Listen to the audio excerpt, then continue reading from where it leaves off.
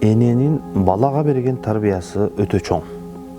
Эгерде балага эне туура тарбия берсе, кээде bir bala 1000 адамга, 100 адамга тете болот.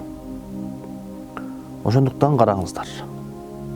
Эгерде эне өзүнүн абийирини сактагандыгы анын бактылуулугу деп эсептесе, анын эң ырахаттын чокусуна жеткендиги, эң чоң ишим өзүмдүн абийиримди сактагандыгым деп билген болсо, анда ошондой эне мамлекеттин, элдин, жердин абийирин сактай турган бала тарбиялай алат.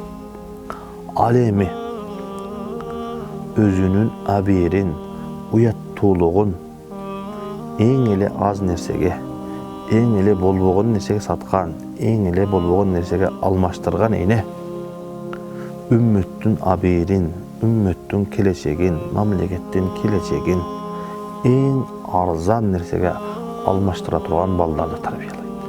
Ошондуктан урматтуу мусулман бир туугандар, энеге өзгөчө көңүл буруш керек. Эне эгерде балага туура тарбия берсе, ушундай элди, жерди көтөрө турган, сактай турган бала. Ошол эле убакта эгерде эне балага туура эмес тарбия берсе, элди, жерди, абийирди, келечекти эң арзан нерсеге сата турган балдар болот.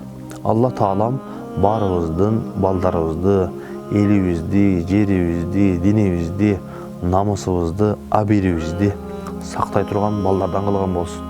Ассаламу алейкум ва рахматуллахи ва баракатух.